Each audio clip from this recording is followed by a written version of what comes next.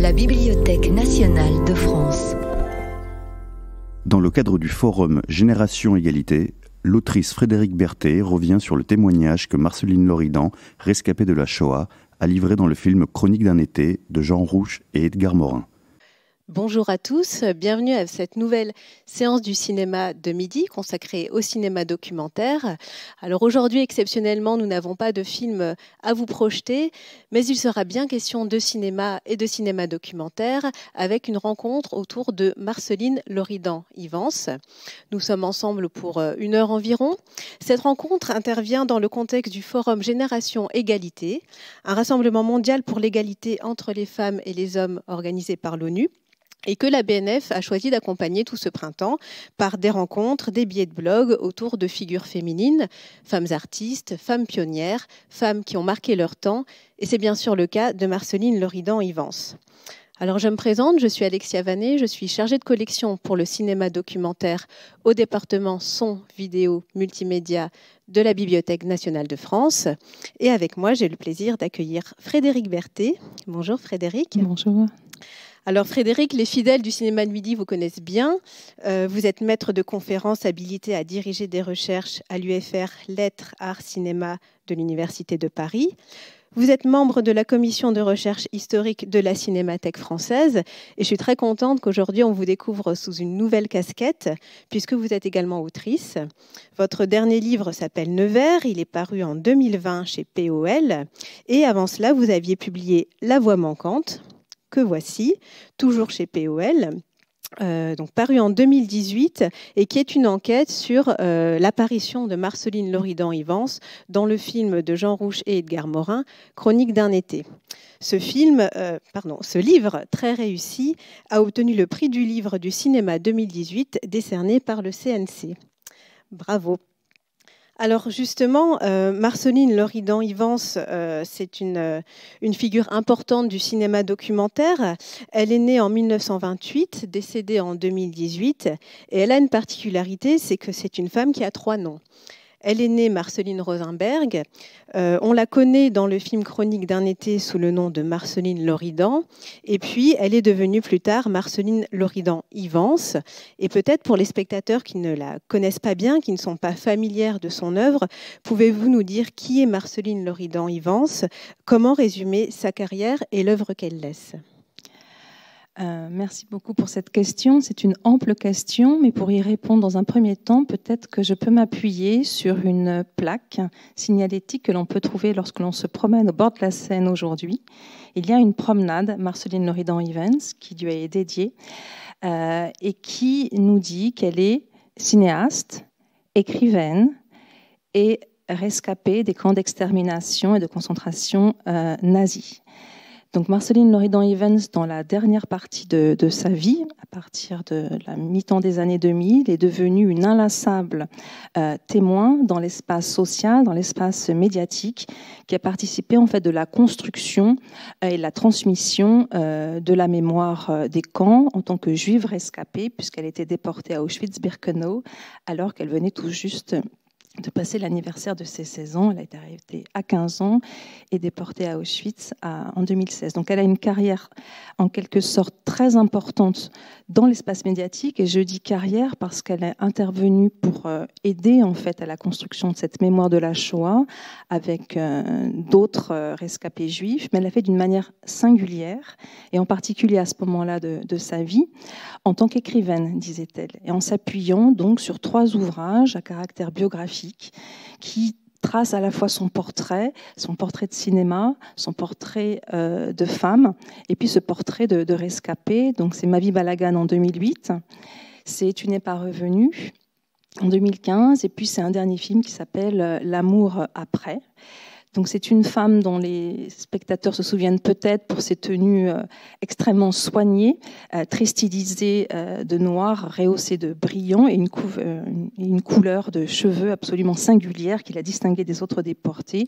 Elle était de manière inaltérable dans le temps, teintée de façon orangée. Donc rescapée, écrivaine, dit ce panneau, Et ce moment en fait, entre l'écriture et la transmission de la Shoah est aussi lié à un film, le premier qu'elle réalise en son nom propre, à 75 ans. C'est un film qui s'appelle La Petite Prairie au boulot et qui fait d'elle véritablement une cinéaste en son nom propre. Elle a 75 ans, elle tourne ce qu'on peut appeler une autofiction, où elle va demander en fait, à l'actrice Anouk Aimée d'interpréter en quelque sorte son propre rôle, et elle retourne finalement à Birkenau, mais cette fois-ci en tant que créatrice d'un espace. Donc elle est cinéaste très tardivement, mais c'est une femme de cinéma au contraire très jeune, puisqu'avant ce premier film, cette autofiction, elle a toute une vie de cinéma aux côtés de Joris Ivens, entre 1967 et 1989. 89, c'est le dernier film de Joris Ivens, Une histoire de vent, et pendant tout ce temps ensemble, en tant qu'époux, en tant que compagnon, en tant que créateur, elle va avoir un rôle de preneuse de son, qui n'est pas sans rien dans le fait que ça sera quelqu'un qui saura dire et transmettre en effet son expérience dans les camps dans les derniers moments de sa vie, donc de preneuse de son, mais aussi de coproductrice dans la société Cabine Film, et puis d'aventurière, puisque le terrain de prédilection de Joris Ivens lorsqu'elle est documentariste à ses côtés, ça va être en effet le Vietnam, ça va être la Chine de Mao. Et puis, cette carrière de femme de cinéma, elle l'a commencée avant Joris Ivens. Elle aimait bien raconter cette histoire, qui est une belle histoire de cinéma.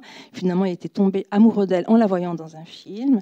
Et ce film, c'est le moment où elle entre véritablement en cinéma. Elle y rentre en tant qu'interprète, mais technicienne, on va en reparler.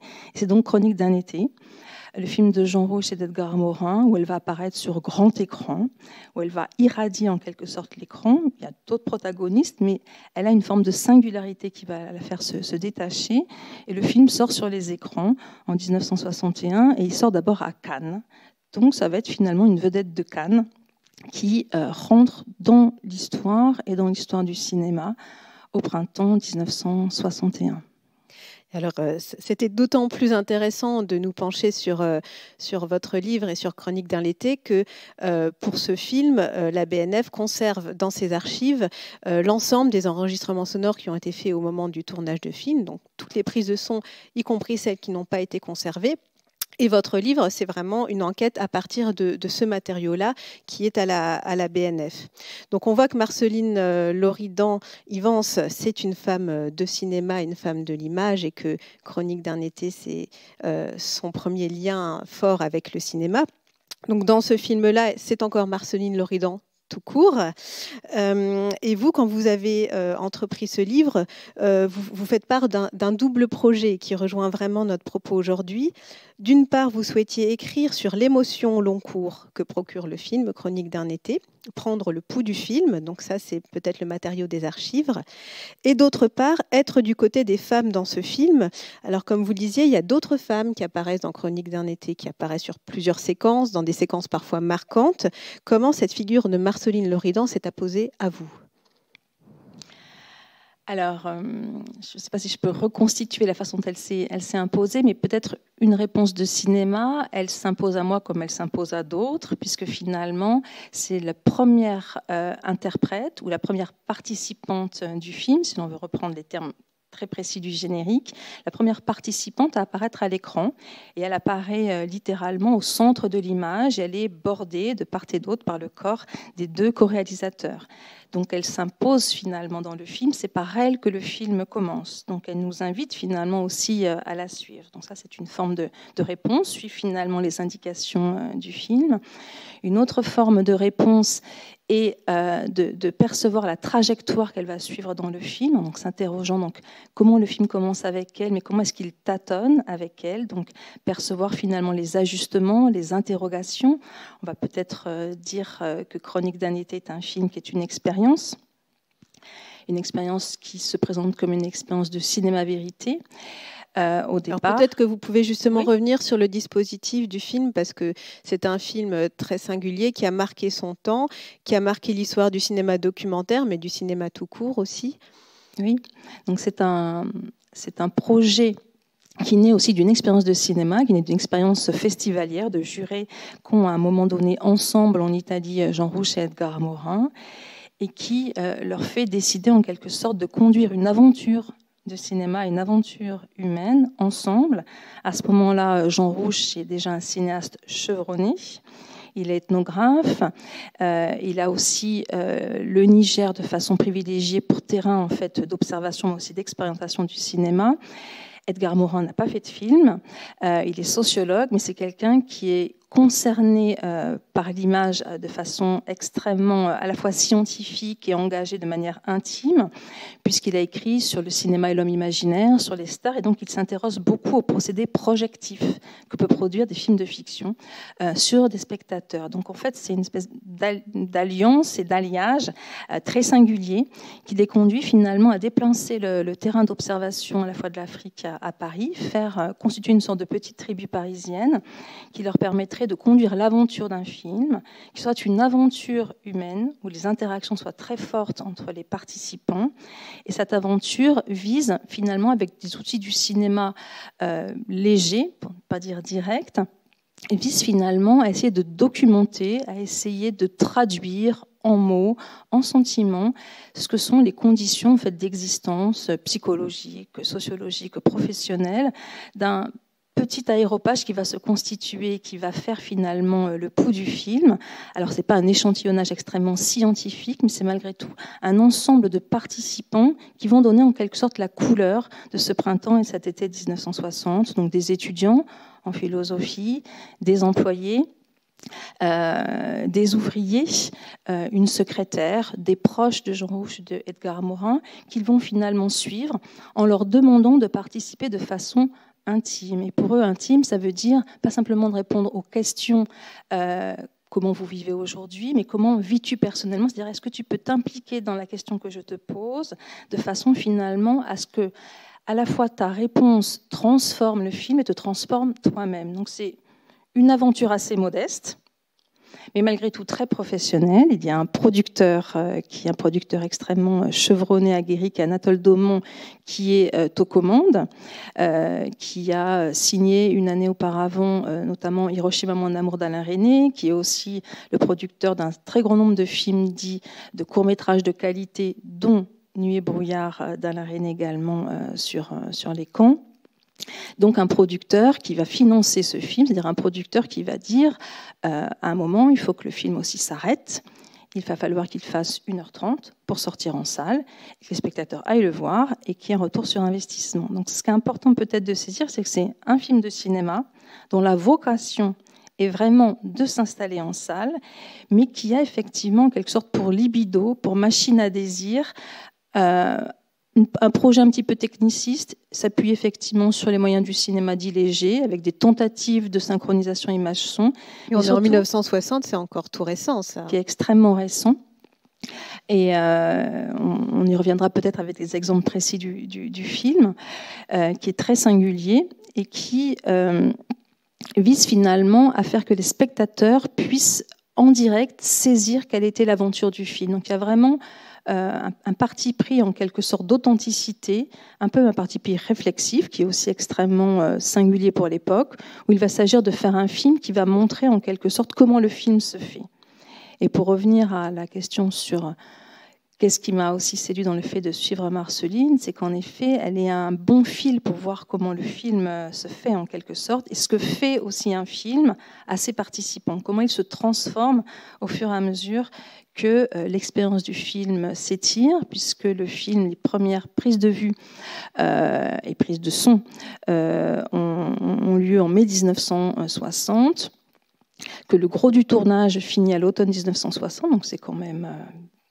C'est assez étendu. Assez étendu. Puis, des dernières scènes qui sont reprises une année plus tard, en 1961. Donc, c'est quand même une expérience, 6 mois de tournage, même si c'est de manière ponctuelle, ça peut transformer en effet une équipe, mais aussi des participants. Et d'ailleurs, le titre provisoire du film, c'était « Comment vis-tu ?» avant de s'appeler « Chronique d'un été ». C'est cette question-là qu'on entend de manière vraiment récurrente dans le film.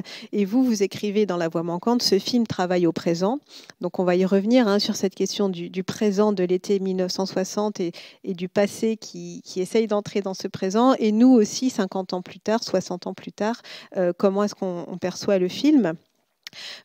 Pour en revenir à cette intuition première qui était l'apparition pour vous de Marceline au tout début du film. Alors, je dis Marceline parce que vous l'appelez Marceline dans La Voix manquante et Rouch et Morin l'appellent également Marceline dans le film. Et c'est pas un hasard puisque, comme vous le disiez, les personnes interviewées ne sont pas là pour faire une enquête représentative d'un point de vue sociologique, mais en réalité, ils commencent par faire ce film avec leurs proches. Ils interrogent les personnes qui sont proches d'eux, qui sont dans leur cercle. Alors une question toute simple, comment est-ce que Rouch et Morin en viennent à connaître Marceline Loridan ?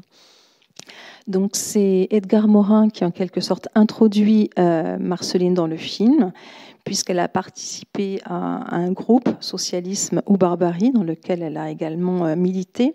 Donc ils se connaissent en effet par la militance, en quelque sorte, par des interrogations justement que peuvent se poser au présent, lui en tant que chercheur, elle en tant que jeune étudiante. Et puis elle a une pratique en quelque sorte professionnelle qu'elle va exposer assez tôt dans le film et dont ils se servent à la fois comme un moteur pour la mettre en scène dans le film, mais qui est aussi une manière très très littérale de montrer comment est-ce qu'on peut faire des enquêtes. Son travail, qui est un travail alimentaire, à ce moment-là, c'est un travail de psychosociologie appliquée, dit-elle, c'est-à-dire effectivement elle-même de faire des enquêtes. Donc son travail, c'est d'être mandatée pour faire des enquêtes d'opinion et de partir avec un micro, en effet, de recueillir en quelque sorte la parole. Donc, elle ne fait pas de la sociologie, mais malgré tout, c'est un mode d'application de la sociologie. Donc, il y a une forme de méthodologie, même si elle est extrêmement distincte de celle d'Edgar Morin qui les relie. Et puis, cette pratique également, donc des interrogations sur le temps présent et sur le politique. Et on va la voir justement dans cette activité. Elle va servir de relais pour les réalisateurs. Mais avant cela, vous insistez sur l'importance de la toute première image qu'on reçoit de Marceline quand on regarde le film. Elle est importante en tant que spectateur, elle est importante pour vous en tant qu'écrivaine, parce qu'on voit que vous prenez grand soin à la décrire. Et là, je vais vous citer page 34. Marceline est assise là, simple, élégante, vêtue de noir, jambes et bras nus croisés. Ses mains sont occupées d'une tasse qu'elle porte à ses lèvres et d'une cigarette dont elle tire des bouffées. On est dans une apparition de cinéma, là. On est dans une apparition de cinéma. Peut-être qu'on peut montrer à l'écran la première, cette première image de Marceline en noir. Qu'est-ce que ça vous évoque, cette femme entre deux hommes ? Alors, il y a beaucoup de choses que l'on peut ouvrir. Et, enfin, le livre l'a fait. Je ne peux pas redire les mots du livre parce qu'ils ont leur propre sonorité, leur propre timbre. Mais ce qui apparaît en effet dans ce film, c'est ce jeu de damier, en quelque sorte noir-blanc. Donc, ces deux hommes en chemise blanche, cette femme qui est en leur centre, la manière en quelque sorte de l'accompagner. Et puis, ces reliefs de repas, de vin, un des dispositifs du film et de dire que la commensalité, le fait de manger et de boire ensemble va aider finalement en quelque sorte à désinhiber les participants. Et donc le film commence, quand il commence, pour nous, en fait, on sait qu'il a déjà commencé pour eux. C'est-à-dire qu'il y a eu effectivement toute une phase en quelque sorte préparatoire, d'approche. Et c'est ce que je trouve très beau dans ce film, c'est que c'est un film qui nous montre toujours, finalement, à la fois qu'il nous manque des choses, mais il nous dit qu'il nous en manque. Il ne fait pas semblant de nous dire qu'on a du plein. Donc on sait qu'il y a une histoire avant, on sait qu'ils ont essayé de s'approcher, on sait qu'ils ont essayé de mettre en quelque sorte Marceline en condition pour parler, mais pour nous, malgré tout, elle apparaît. Et elle apparaît effectivement en tâtonnant, en essayant de bien prendre la lumière. Elle est extrêmement posée dans ses propos, elle est bien cadrée. Mais on sent également qu'au début, chacun d'eux, en tout cas dans ce qu'on en voit dans le film, tâtonne, essaye de la guider pour qu'elle finalement elle arrive à prendre en quelque sorte le cadre. Parce qu'il ne suffit pas simplement de trouver des gens qui participent à une expérience, dont on pressent aussi qu'ils vont avoir des choses à dire. Donc ça veut dire qu'il y a Edgar Morin, il a présenté Marceline, comme il présentera d'autres personnes à Jean Rouch. On présente des gens dont on sent qu'en effet, ils vont pouvoir prendre le cadre, prendre la lumière. Il ne s'agit pas simplement d'avoir une trajectoire singulière, d'avoir du charisme. Ce sont des hommes de cinéma, malgré tout. Voilà, ils savent identifier en effet quelqu'un qui va pouvoir passer le cap en quelque sorte de la caméra. Donc ce qui est intéressant pour nous, c'est de voir cela. C'est qu'en effet, ils ont cette préscience, ils l'identifient et ils l'installent dans ce premier moment. Finalement, on tourne chez elle.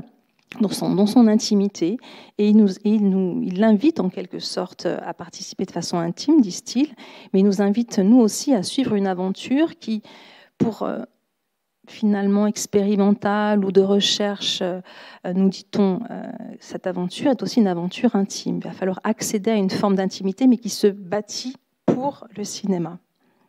Donc on a cette première image très forte, très cinématographique, et ensuite on entre dans ce que vous avez décrit, c'est-à-dire le fait qu'on va entrer dans une séquence avec des micro-trottoirs où on utilise la profession de Marceline qui est de faire des enquêtes de sociopsychologie.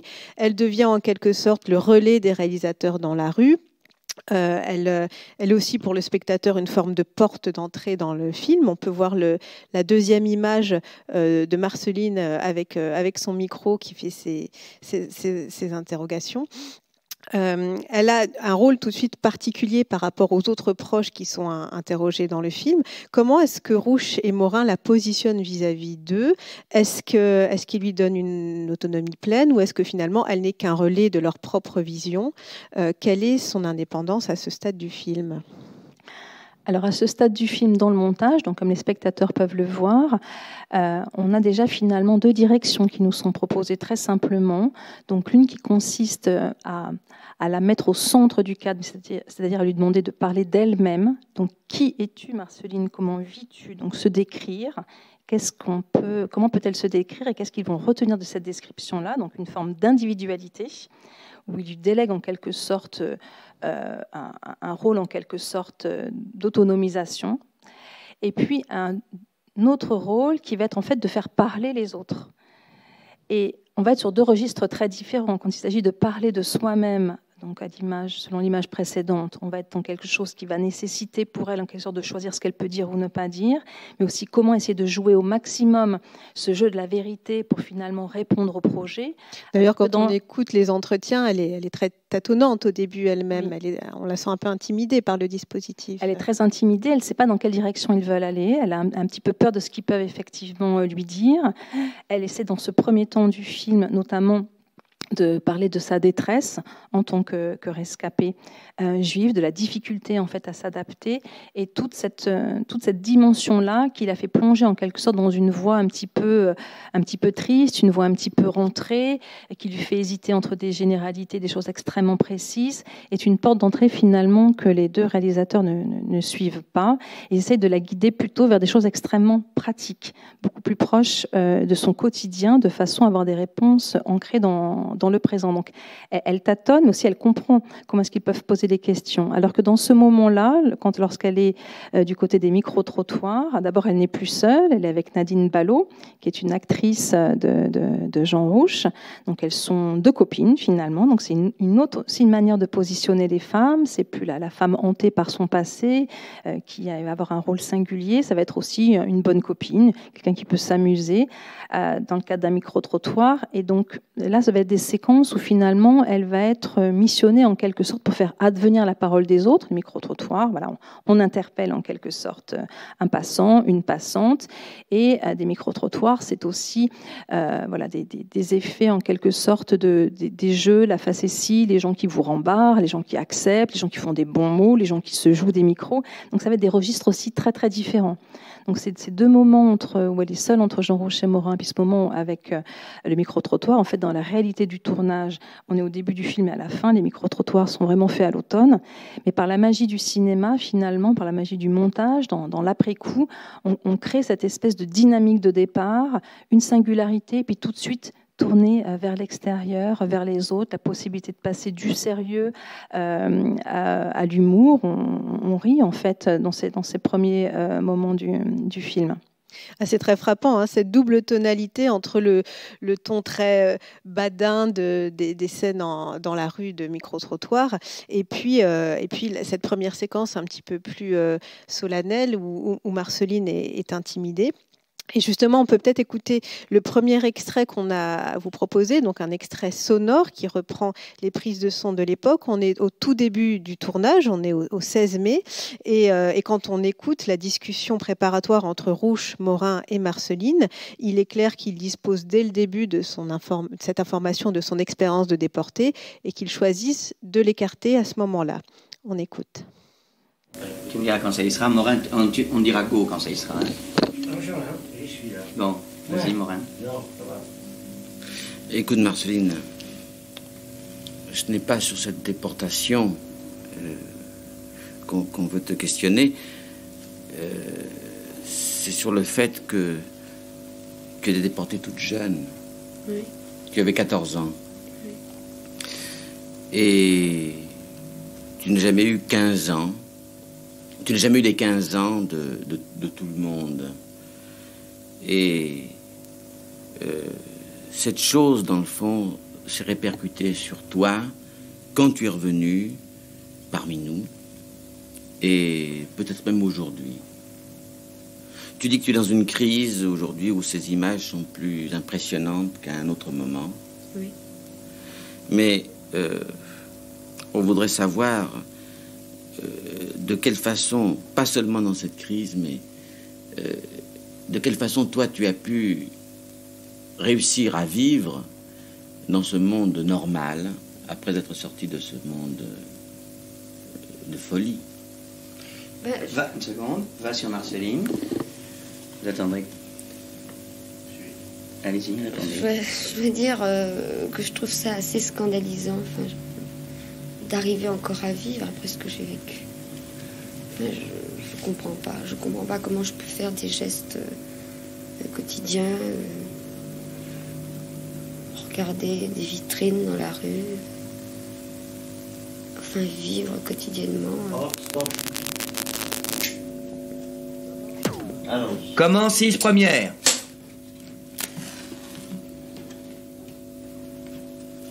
Nous, ce qu'on veut savoir, c'est aujourd'hui, comment tu vis. Et si on te pose cette question, c'est parce que aujourd'hui, tu es marqué d'une certaine façon par l'expérience que tu as subie. Va sur Marceline. Alors allez-y sur votre vie actuelle, ce que vous faites, etc. Ben, je vis, je sais pas, je vis un peu dans le désordre, je crois.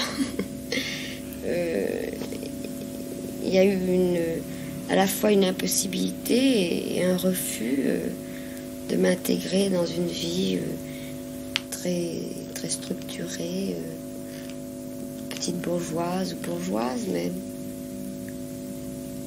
Bien sûr, moi. Mais que faites-vous toute la journée?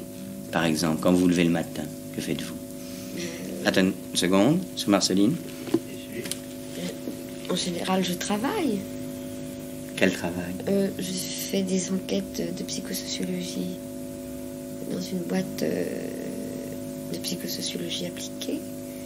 Mon travail est de faire des interviews, d'analyser ces interviews, éventuellement en faire les synthèses.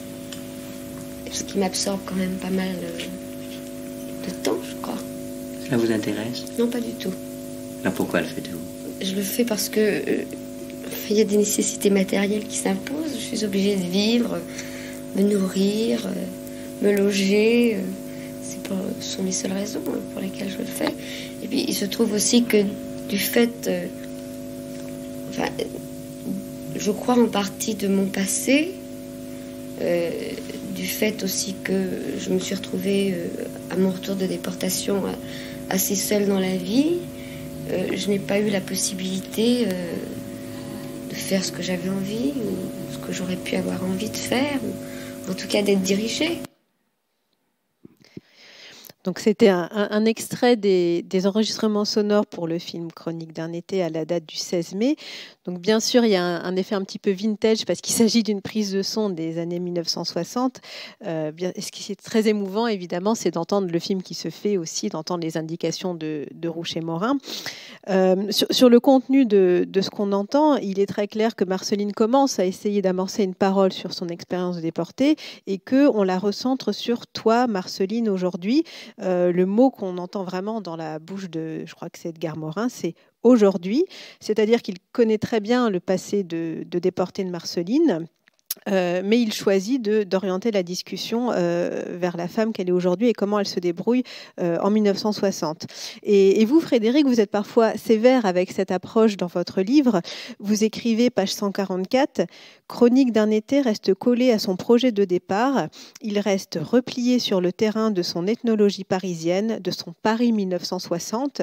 Il bâtit une fiction temporelle, reste sourd à ce nouveau contexte critique qui ne figurait pas dans la feuille de route initiale. » Et de fait, dans la version finale du film, seule la fin de l'échange, celle où elle parle des enquêtes de sociologie qui n'intéressent pas du tout, sera conservée. Est-ce à dire que la déportation va être escamotée du film?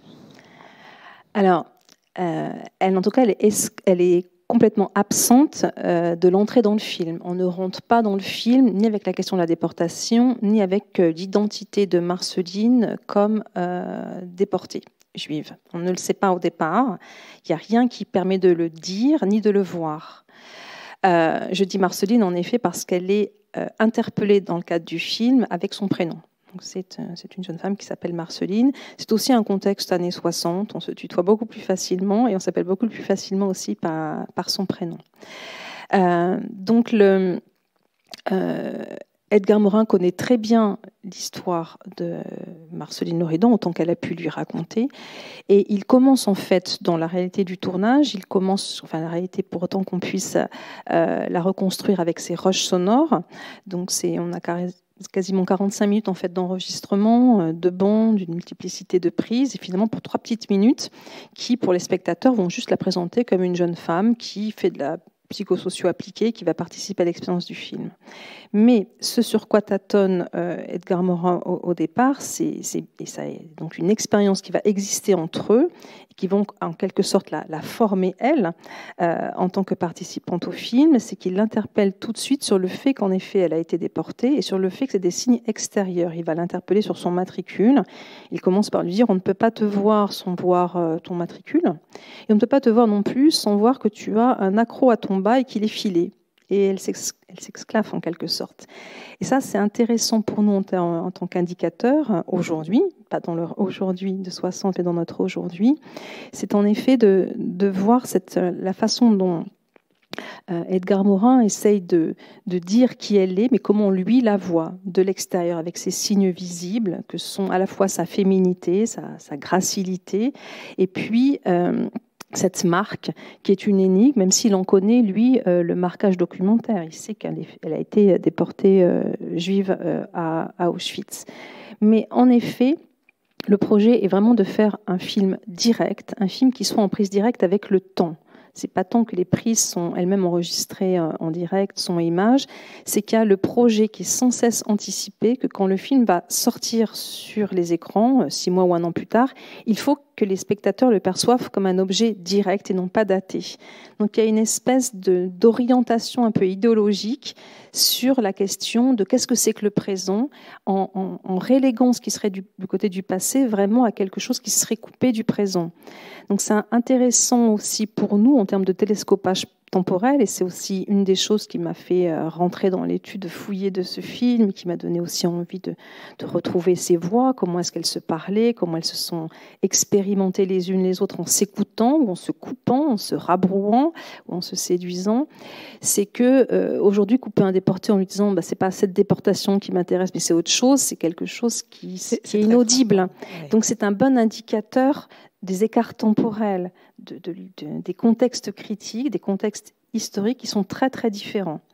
Donc c'est intéressant pour nous, m'a-t-il semblé, pour mieux comprendre notre présent, de savoir comment cette co-construction entre écoute et parole, auquel on est extrêmement sensible, notamment du point de vue des déportés depuis au moins une trentaine d'années, comment cette co-construction, on peut voir qu'en fait, elle est faite de fissures, elle est faite de revers, et que finalement, cette participante, c'est ça qu'elle entend depuis quand elle commence à rentrer dans ce film. Donc c'est aussi ça qu'elle intègre. Comment je vais continuer à être cette singularité qu'ils ont choisi de placer dans le film, et comment je vais pouvoir trouver une forme pour dire finalement qui je suis ou pas. Alors peut-être ce qu'on peut aussi dire aux spectateurs à ce stade-là, c'est que j'insiste, et c'est aussi le jeu aujourd'hui. Moi, j'insiste dans le livre parce que j'ai suivi ce fil, j'ai détouré un personnage, mais il faut quand même toujours avoir en tête qu'il y a une vingtaine au total, en comptant Jean Rouch, Edgar Morin, de participants au film. Elle n'est pas toute seule, même si en effet j'ai détouré sa trajectoire, et même si on a envie plus particulièrement de donner du relief à sa voix aujourd'hui dans le cadre du forum Génération Égalité.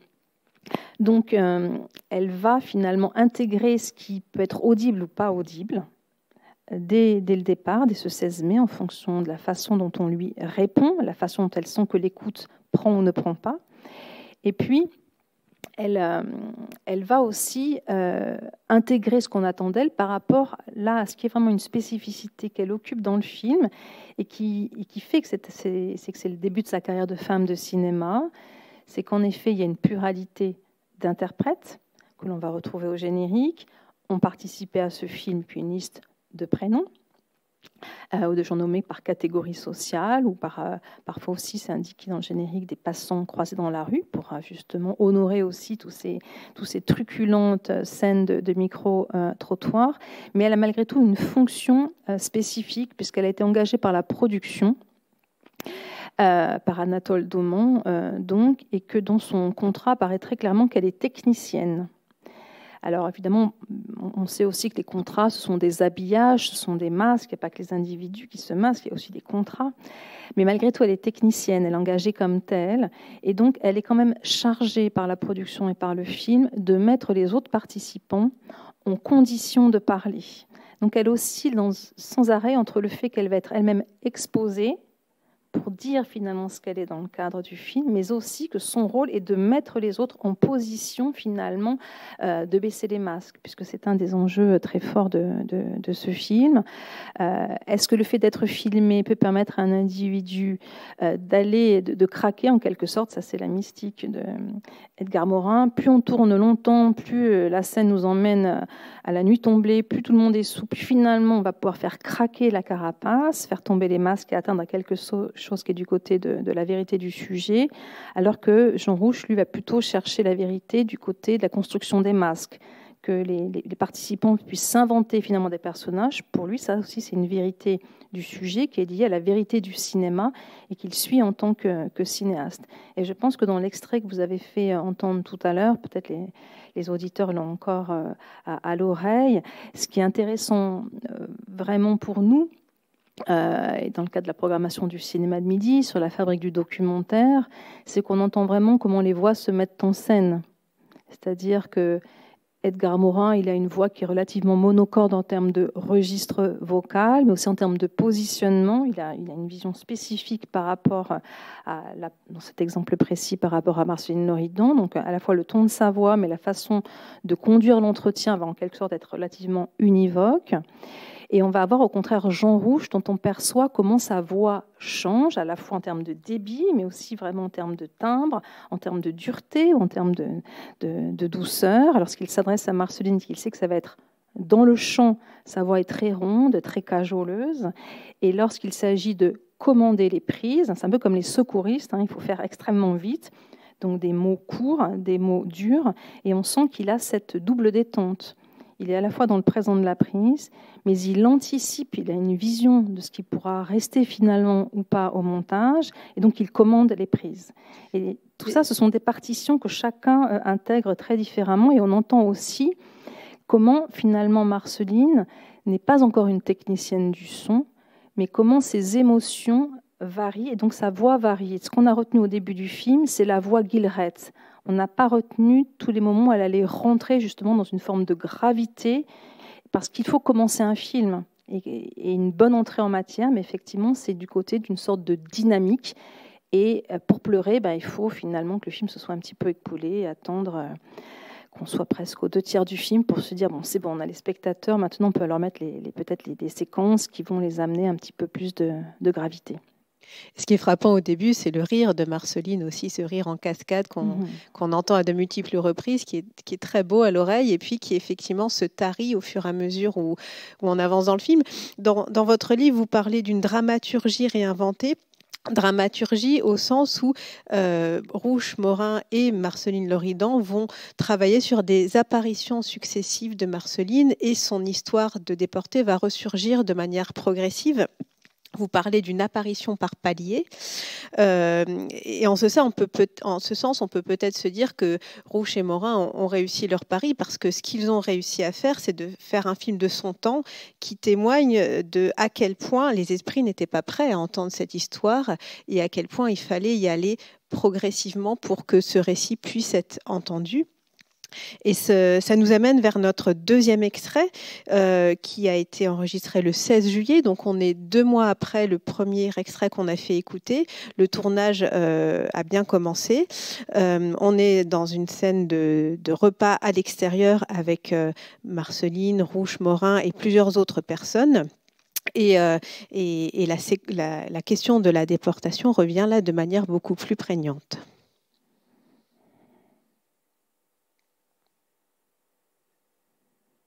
On va te poser une question à Landry. Landry, est-ce que tu as remarqué que Marceline avait sur son bras un numéro? Oui. Qu'est-ce que c'est, tu crois? Non, j'ai aucune idée. Aucune idée? Bon, va sur Raymond. Et toi, Raymond, qu'est-ce que tu crois? Moi, je ne sais pas exactement. Je sais que ce sont les marins qui portent d'habitude des numéros sur les bras. Et comme elle n'est pas de la marine... Alors, pourquoi? Je ne sais pas exactement ce que ça veut dire, oui. C'est la coquetterie. Peut-être, oui.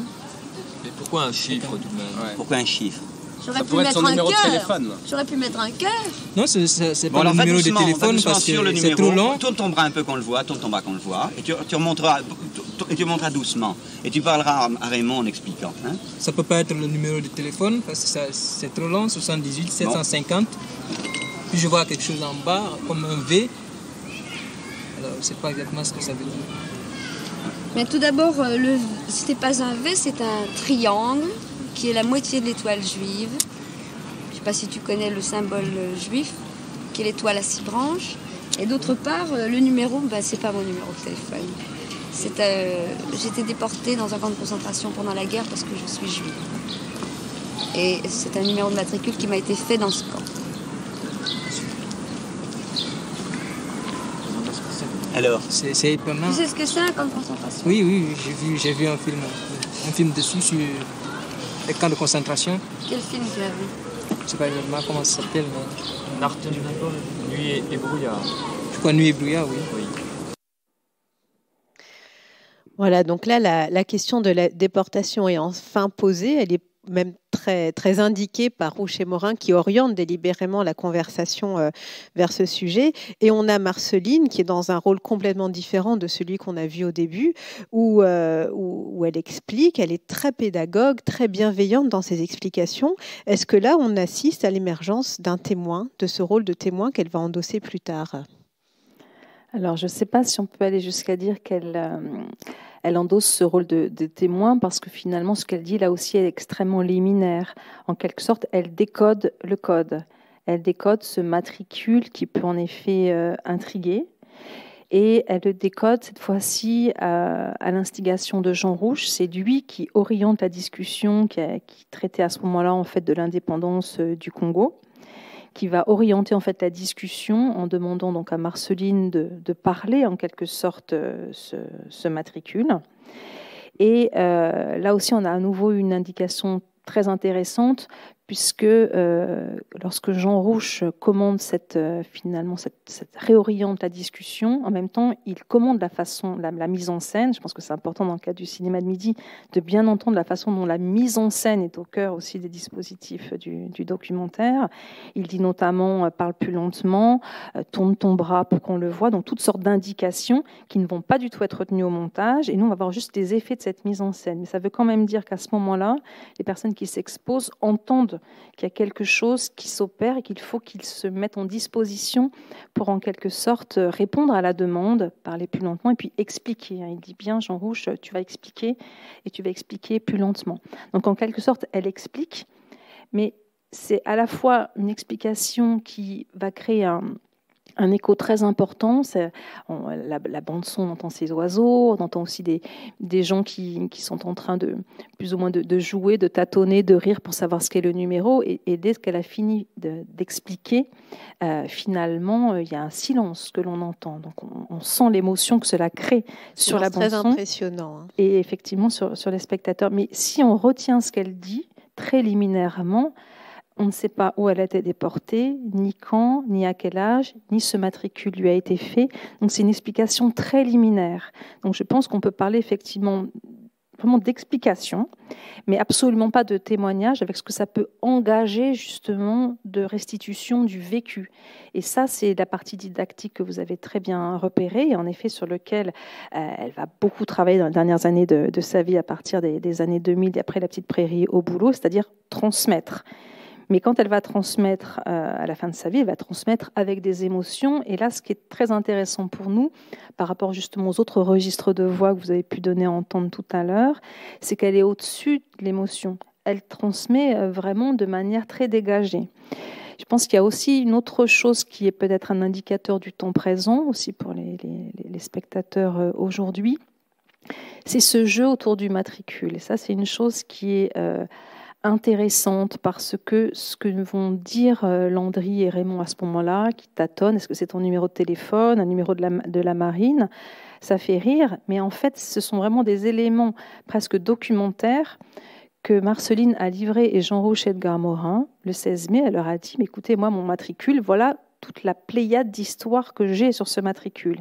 Et ce sont presque des bonnes blagues. Et quand elle en parle le 16 mai, c'est un moment en fait, qui est assez drôle. Et donc elle raconte comment les Japonais perçoivent notamment cette histoire de numéro de téléphone qui revient beaucoup. Et elle en parle vraiment avec beaucoup de drôlerie, comme si c'était une chose amusante. Mais aussi, c'est une parole qui s'appuie sur des blagues que connaît déjà Edgar Morin. Edgar Morin dit « Ah oui, alors raconte l'histoire avec le japonais, raconte l'histoire avec le tchèque ». Donc c'est quelque chose qui est une forme un petit peu en quelque sorte d'amusement, de manière de se tenir un petit peu à distance de la gravité de ce que signifie ce code, ce qui veut quand même dire effectivement un tatouage à même la peau à Auschwitz par des picots dès qu'elle a été sélectionnée sur la bonne rampe. Enfin, c'est vraiment le code de la douleur. Et la façon de le traiter, effectivement, est dégagée en quelque sorte de l'émotion. Et ça, c'est intéressant également parce que ça revient beaucoup sur... Est-ce que garder son matricule, ça c'est vraiment aussi du côté des déportés, du côté du cinéma dans les années 60, est-ce que afficher son matricule, c'est vraiment l'afficher? Est-ce que c'est l'exhiber? Est-ce qu'il faut le dissimuler? Par exemple, il y a des pratiques qui consistent à mettre des sparadraps, elle-même le pratiquera, des sparadraps pour qu'on ne le voit pas, porter des manches longues, toutes sortes de logiques de dissimulation, d'escamotage, parfois le faire enlever. Donc il y a vraiment une discussion sur est-ce qu'on peut donner cela à voir, et si on le donne à voir, qu'est-ce qu'on donne à voir. Et ça, c'est fait sur un mode assez truculent, donc je pense que dans les rushs, elle peut témoigner de cette expérience-là, mais dans le film lui-même, c'est un décodage extrêmement liminaire, mais c'est malgré tout une question, parce que c'est vraiment le marquage de la déportation à Auschwitz-Birkenau et le fait aussi d'y être entrée vivante et de ne pas avoir été directement orientée vers le centre de mise à mort, c'est le signe aussi de sa survie, en même temps que le signe du fait d'avoir été marqué par un geste absolument mortifère et de mort de masse. Donc c'est vraiment une douleur identitaire, mais c'est aussi vraiment sans cesse une question éthique, une question personnelle, et c'est une question qu'elle va retravailler sur un autre mode elle-même dans son film La Petite Prairie au boulot en 2003, qui est un film qui reprend à plusieurs moments, en fait, des petites séquences qu'elle a elle-même bâties dans Chronique d'un été grâce à Jean Rouch et Edgar Morin, et qu'elle va remettre en scène dans son film de fiction. Et notamment en 2003, c'est plus le moment de rire. Et elle va mettre en scène notamment une scène de dancing, où elle a une copine en Pologne, dans La Petite Prairie au boulot, qui danse avec un type, et ce type finalement se penche sur son bras et lui dit « Mais qu'est-ce que t'as? C'est ton numéro de téléphone ?» Et là, cette fois-ci, elle manque lui retourner une gifle, parce que c'est plus possible de rire d'une chose pareille à ce moment-là, parce que les gens ne doivent le savoir. En 2003, on ne peut pas ne pas savoir ce que ça veut dire, en effet, d'avoir ce matricule sur la peau, alors qu'en 60, on sent que dans le film-là, il s'agit d'expliquer, mais de donner une explication qui puisse être partageable pour rester dans le groupe et pas en sortir en étant trop marqué par du douloureux. Donc ça, c'est aussi une chose qui est très intéressante dans ce film, c'est qu'il y a tout un groupe qui se constitue, qui vit une aventure donc, entre le mois de mai 60 et l'automne 1960. Il faut à la fois se signer dans sa singularité, en quelque sorte, pour être retenu à l'écran, pour faire une bonne prise, mais il faut jouer le jeu du collectif. Donc il faut trouver quelque chose qui serve collectivement aussi le film et qui fasse qu'on ne se sert pas soi-même au détriment des autres. Et donc je trouve que c'est aussi émouvant pour cela, cette scène, y compris ces silences, y compris ces oiseaux, enfin tout ce qu'on en veut. C'est qu'on sent qu'il y a dû être ensemble et qu'elle arrive à dire qui elle est à ce moment-là, mais vraiment en intégrant complètement qu'il s'agit de servir le projet de Jean Rouch et d'Edgar Morin et non pas le sien. Et puisqu'on parlait d'une apparition par palier, il va y avoir encore un autre palier après cette séquence. Et là, je rebondis sur ce que vous disiez. Il y a effectivement le rôle de témoignage complètement liminaire, très, très détaché. Vous disiez que plus tard dans sa carrière, elle y mettra de l'émotion, elle l'investira beaucoup plus. Cette question d'investir par l'émotion va surgir tout de même des Chroniques d'un été lors du 3e temps, où on reviendra sur ce sujet, avec la question d'incarner un discours et une expérience. On reviendra sur les discussions qui ont eu lieu autour de son rôle de comédienne ou non dans le film.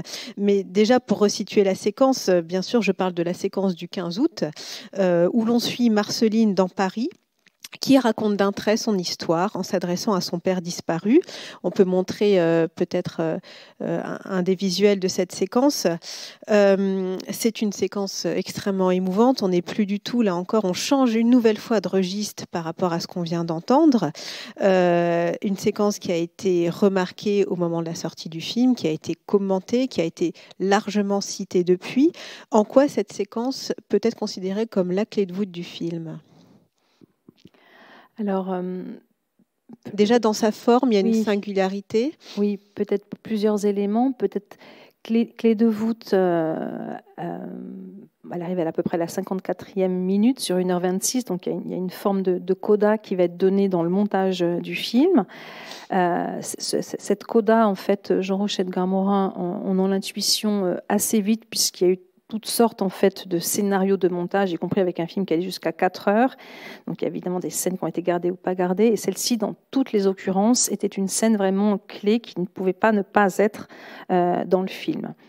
Elle est importante dans le temps du présent de la prise, puisque c'est un moment où Jean Rouch, en quelque sorte, obtient une chose qu'il désire depuis un moment.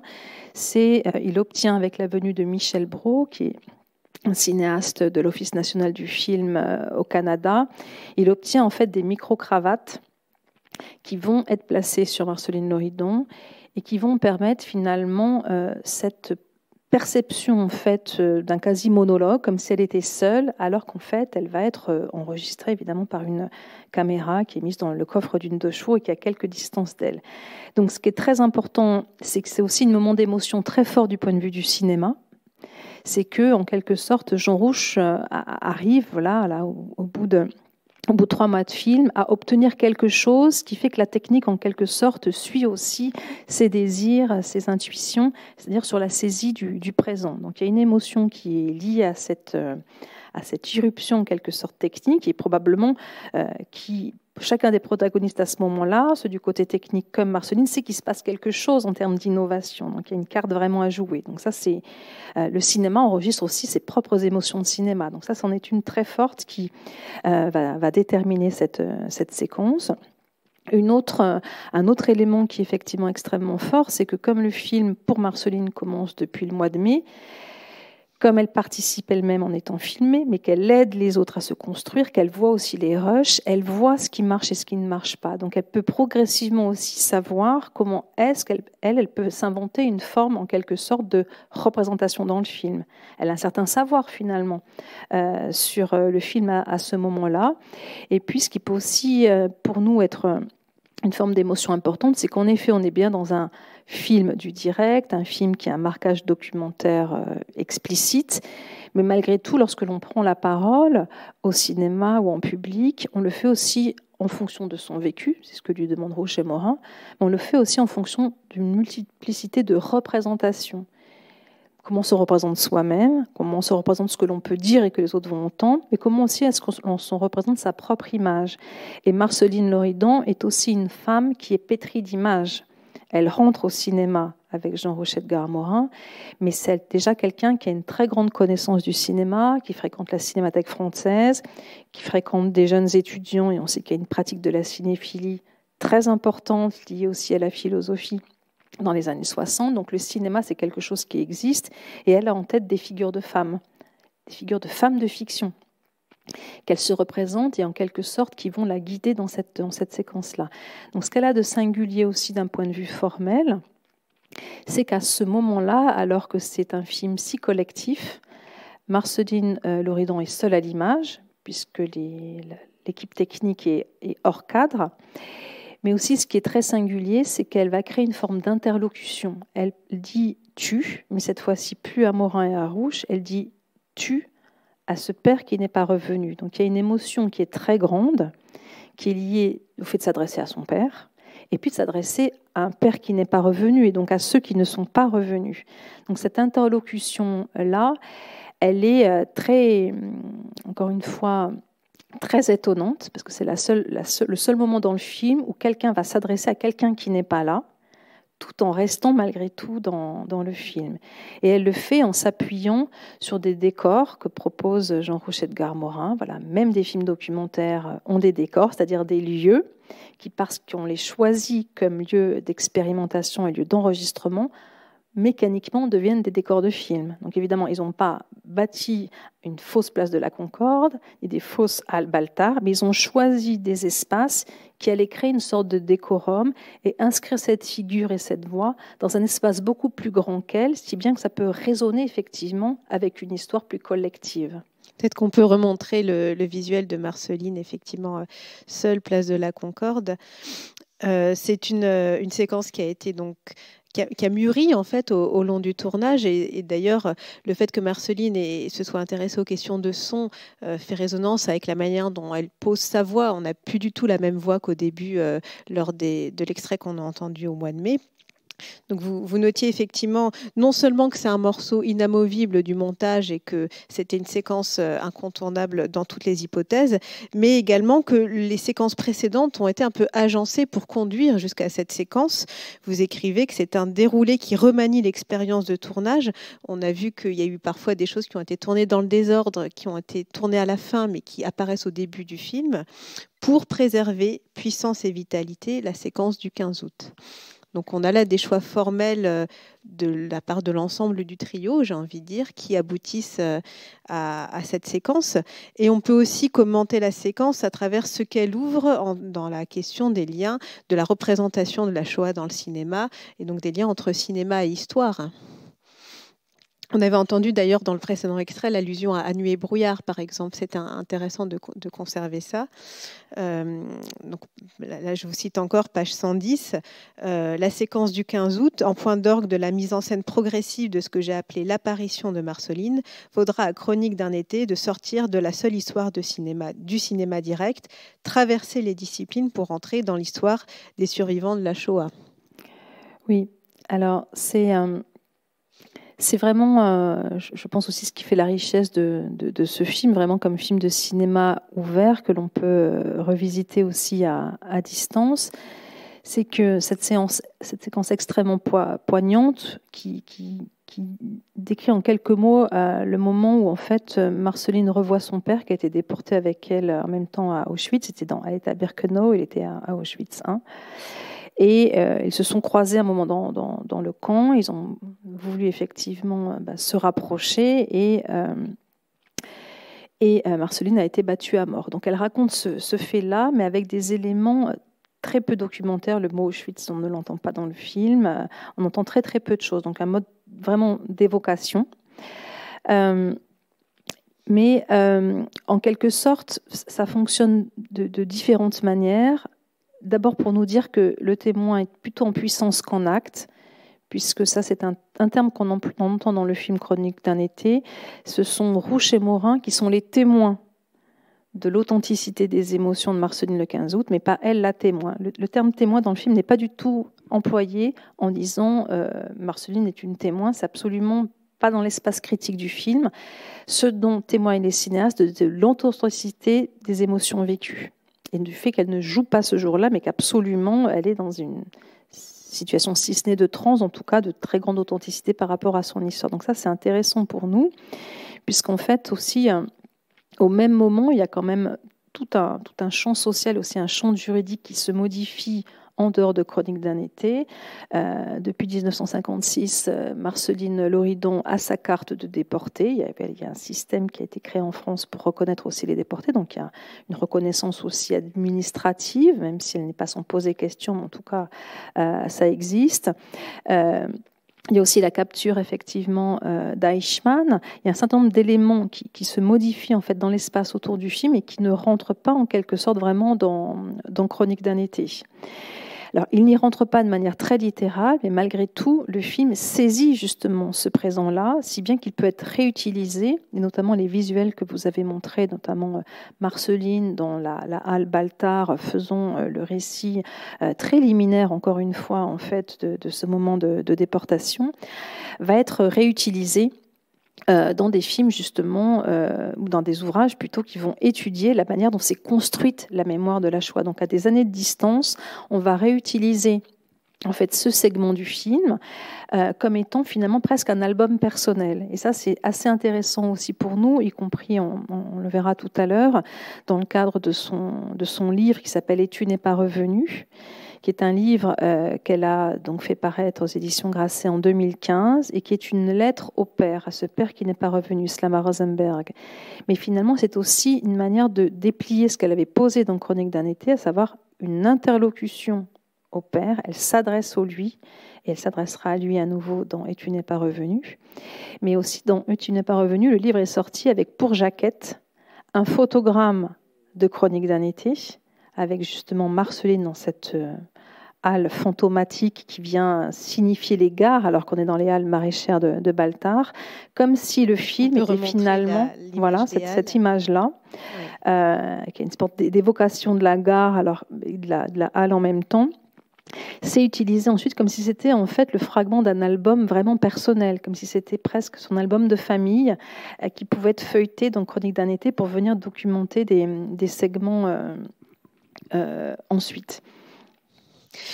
Alors justement, s'intéresser à Chroniques d'un été, à Marceline Loridon dans Chroniques d'un été, ça nous conduit un peu fatalement à sortir du domaine pur du cinéma et à entrer aussi dans le champ de l'histoire. Et c'est ce que vous avez fait dans votre livre La Voix manquante, puisqu'en fait, à un moment donné dans le livre, on quitte l'espace du film et vous partez sur les traces de Marceline Loridon, ou plutôt de Marceline Rosenberg à l'époque, et vous racontez sa déportation, vous partez sur ses traces, les différentes étapes de sa déportation. Est-ce que pour les spectateurs qui ne sont pas familiers de l'histoire de Marceline, vous pouvez nous raconter un petit peu cette trajectoire-là ? Oui, donc Marceline Rosenberg est arrêtée en fait avec son père, Slama, alors qu'ils habitent à Gourdon. Au château de Gourdon, tout près de Bolène, et il y a une rafle en fait qui se prépare, dont ils sont informés, mais sur lequel ils pensent qu'ils vont avoir un petit peu de temps avant de partir se cacher. Et finalement, la rafle intervient beaucoup plus tôt. Une partie de la famille peut finalement se cacher, mais elle et son père sont saisis. Sont arrêtés plutôt, ensuite les meubles sont saisis, mais ils sont arrêtés, transférés à la prison Sainte-Anne d'Avignon, puis de là au camp de Drancy, puis de Drancy déportés par le convoi 71 du 13 avril 1944, qui l'a fait débarquer sur la Bahnrampe d'Auschwitz 2 jours plus tard, où elle est donc sélectionnée pour le travail, c'est-à-dire qu'elle n'est pas immédiatement gazée. Et donc elle est à Birkenau, elle va participer à la construction de la rampe intérieure, la Judenrampe, au mois de mai qui va accueillir les grandes rafles et déportations des Hongrois. Et puis, elle va faire partie des marches de la mort et elle sera finalement, elle va passer par Bergen-Belsen, par Ragun, elle sera libérée en fait à Theresienstadt. Donc, dans le film, évidemment, tous ces éléments documentaires extrêmement précis n'apparaissent pas, mais malgré tout, il est question à la fois très brièvement donc de la rencontre avec son père à Auschwitz, mais aussi question de son retour. Donc elle revient à Bollène, il est question dans Chronique d'un été de son retour et surtout du fait que son petit frère ne la reconnaît pas. Donc ce que j'ai fait dans La Voix manquante, c'est que à un moment, je suis allée chercher en quelque sorte d'où venaient les dialogues du film, en tenant compte de ce que nous livrait le film, c'est-à-dire cette parole émerge dans des décors qui sont des décors magistraux, notamment la place de la Concorde, c'est un lieu par lequel est passée aussi Marceline Loridon lorsqu'elle a été transférée en fait dans Paris. Elle est passée dans un autobus à plateforme qui est placé place de la Concorde pour la conduire à Drancy. Et toute cette histoire qu'elle livre de manière très très liminaire est donc liée à ces trajets de la déportation qu'elle a donc vécu entre 1944 et 1945. Donc j'ai refait le trajet, et en refaisant le trajet, je suis allée chercher finalement aussi d'où venaient les dialogues du film. Quels étaient finalement l'imaginaire, à la fois le temps qu'elle avait vécu, mais aussi les espaces qui avaient conditionné l'histoire de déportée en fait, de Marceline Loridon. Donc je suis allée chercher pas simplement dans un décor de cinéma, mais vraiment dans ce qui reste aujourd'hui des lieux de la déportation, comment finalement elle avait pu retenir quelques segments qui de manière très liminaire allaient se retrouver dans le film, mais aussi allaient se retrouver comme des étapes qui vont finalement se geler et faire des séquences que l'on va retrouver ensuite dans son film La Petite Prairie au boulot et puis dans ses ouvrages à partir de 2008 et de Ma vie Balagan. Il y a une théorie très intéressante du point de vue de la construction de la mémoire, en fait, des sujets, qui consiste aussi à dire qu'il y a des moments qui se consolident en quelque sorte lorsqu'on est en situation d'énoncer son histoire. Donc évidemment, on porte son histoire personnelle, mais le fait d'être en situation, par exemple, publique ou d'interlocution, d'avoir à en faire le récit, va constituer une sorte de strate, si bien que lorsque l'on va se souvenir ensuite, on va se souvenir aussi à partir de cette strate et pas forcément à partir de l'événement d'origine. Donc, la Chronique d'un été, en quelque sorte, c'est l'hypothèse que j'ai suivie dans ce livre, à la fois en écoutant les rushs, c'est-à-dire en essayant d'écouter ce qui avait pu se dire dans le présent de la prise, et puis ce qui avait pu être signifié dans les béances du montage dans le film fini, mais aussi comment les lieux avaient pu structurer l'histoire de Marceline. Voilà, c'est la structure même de Birkenau qui va déterminer finalement la façon dont elle va de s'y mouvoir ou d'être imposée à une trajectoire spécifique dans le camp. En fait, cette structuration par l'histoire et par les lieux, finalement, tout ça a été sédimenté, consolidé de manière probablement assez magistrale par l'expérience de Chronique d'un été, si bien que les œuvres qu'elle a pu déployer après, mais aussi les prises de parole dans l'espace public, se font aussi à partir de cette marche. Alors évidemment, on n'a pas d'accès à ce qui serait finalement cette mémoire avant le film de 1960. Mais c'est intéressant probablement pour nous d'explorer effectivement tout ce qu'elle a pu déposer à ce moment-là. Et notamment, il y a des séquences en fait dans les rushs non montés que l'on retrouve pratiquement mot pour mot dans sa biographie Ma vie Balagan. Des mots qui se sont inscrits en elle et qui font effectivement réessuie 30, 40 ans après. C'est vrai que quand on écoute la séquence dans Chronique d'un été, puis qu'on lit votre livre, qu'on lit les autres livres de Marceline Loridon-Ivens et qu'on revient à la séquence de Chronique d'un été, il y a toujours ce balancement entre l'impression d'accéder à un récit très embryonnaire et en même temps de retrouver des jalons qu'elle va réexploiter, réexpliquer, réagencer tout au long de son œuvre. Par exemple, dans La Petite Prairie au boulot, dont on peut montrer l'affiche, Donc, comme vous disiez, un film d'autofiction où c'est Anouk Aimée qui porte sa parole, c'est très frappant de voir que Anouk Aimée, à un moment donné, a un monologue qui s'apparente un petit peu à celui de Marceline dans Chronique d'un été, et qu'elle adopte naturellement la voix de Marceline Loridan pour le faire. Donc, il y a vraiment ensuite un sillon qui est creusé et qui va être creusé finalement pendant toute une vie et qui part de Chronique d'un été. Et c'est extrêmement émouvant d'assister à ça. Donc on voit à travers cette séquence qu'on a non seulement un témoin, mais aussi une future autrice, créatrice qui commence à s'emparer de son histoire et des moyens de raconter cette histoire.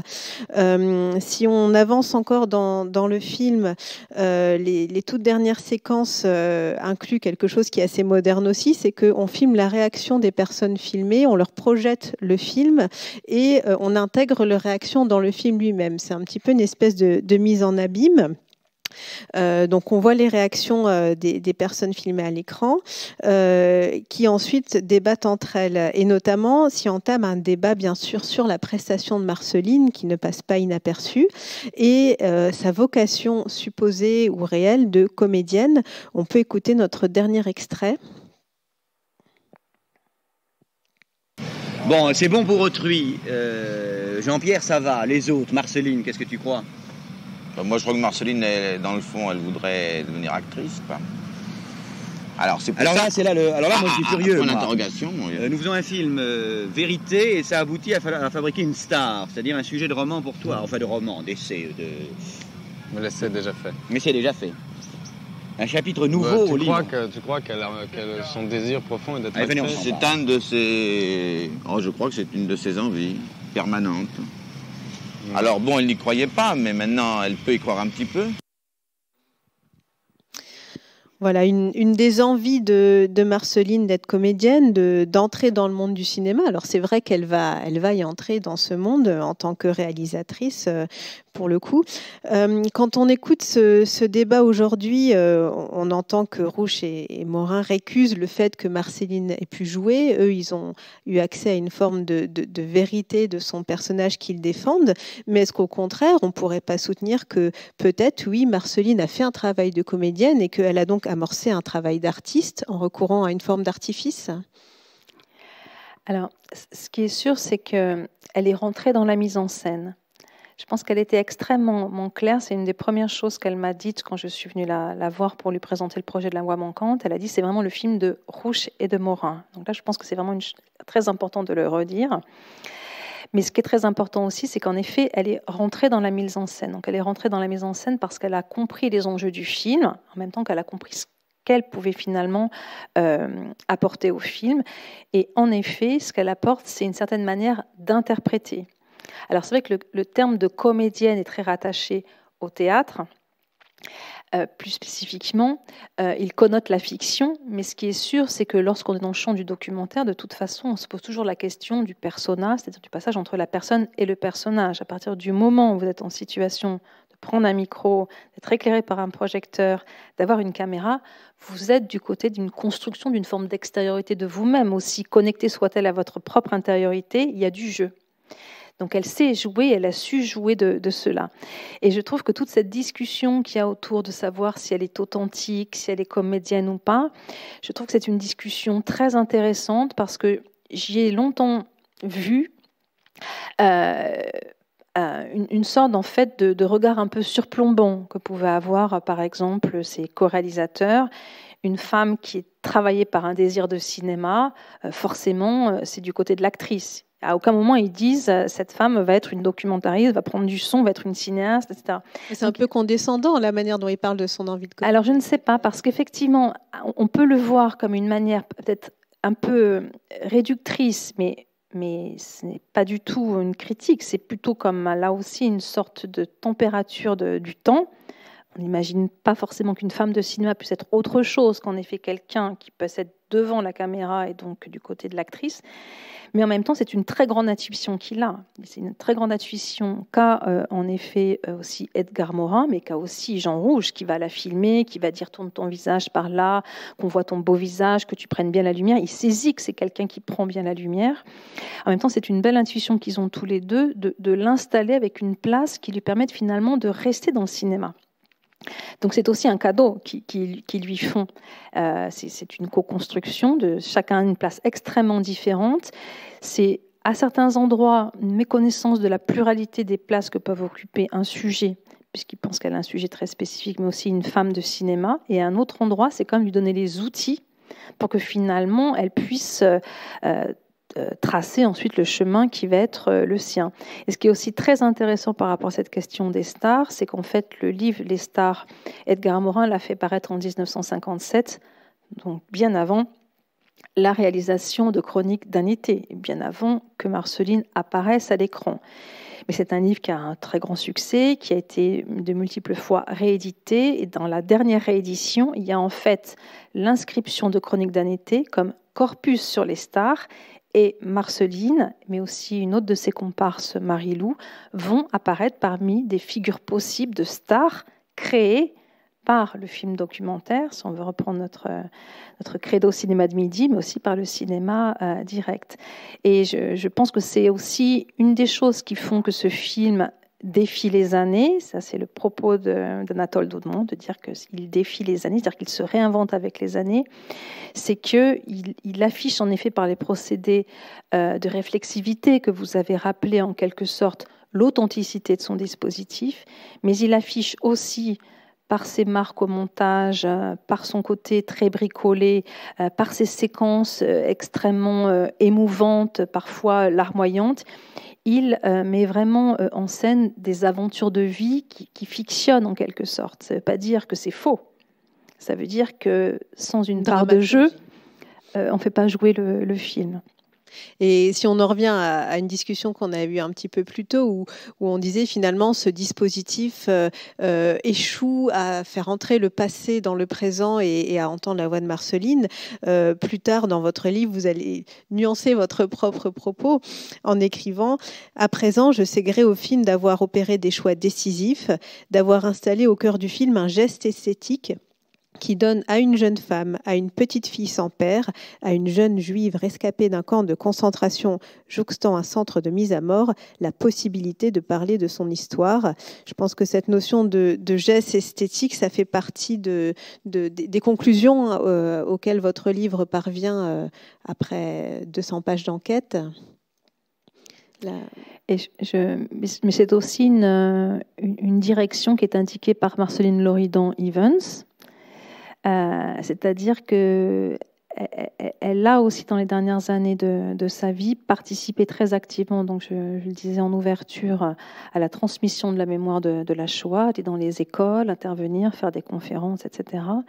Mais elle l'a toujours fait aussi avec un style. Elle l'a fait avec la maîtrise du son, de l'image, avec ce port vestimentaire très singulier, avec une sorte de franc-parler et une forme de diction qui permettrait d'être entendue. C'était quand même quelqu'un qui, dans les dernières années de sa vie, faisait salle comble. C'est quelqu'un aussi dont l'autobiographie a été mise en scène comme un spectacle et qui pouvait faire donc entendre en quelque sorte sa trajectoire, la connecter à du pluriel, voilà, le plaisir qu'avaient les auditeurs à l'entendre, et donc à relier sa propre trajectoire finalement à une histoire collective. Et pour arriver, effectivement, il faut se faire entendre et en quelque sorte avoir du style. Et ça, c'est quelque chose qu'elle a tracé et qui en font une figure de cinéma. Je pense que c'est très important. C'est la façon dont sont aussi agencés ces termes, y compris pour revenir à ce petit panneau.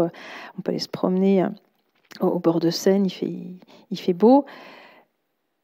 Cinéaste, écrivaine, rescapée. Est-ce que quelqu'un qui a écrit avec les images ? Alors peut-être qu'on peut montrer la couverture de l'un de ses derniers livres, justement, « Et tu n'es pas revenu », qui reprend cette adresse au père qu'on entend dans Chroniques d'un été, qui reprend des visuels qu'on voit dans Chroniques d'un été. Peut-être, puisque nous approchons du moment de la conclusion, rappelez aussi que vous, quand vous avez mis votre livre en chantier, vous avez rencontré Marceline Loridan-Evans à un moment où elle était devenue autrice à part entière, où elle écrivait, où elle remettait elle-même un livre en chantier. Comment s'est déroulée cette rencontre? Comment vos deux voix se sont-elles accordées l'une à l'autre? Alors, je suis allée me présenter à Marceline Loridan-Evans lorsque j'ai su quel livre j'allais faire, voilà, que je puisse lui raconter un petit peu de quoi il s'agissait. Et à ce moment-là, elle avait fait paraître Ma vie Balagan, mais pas d'autres livres, donc il n'y avait pas d'effet particulièrement médiatique auprès d'elle. Et donc c'est elle qui m'a appris qu'en fait, elle était en train de faire un autre livre, et que donc dans le cadre de ce projet-là, elle voulait garder les choses pour elle, pas en dire davantage.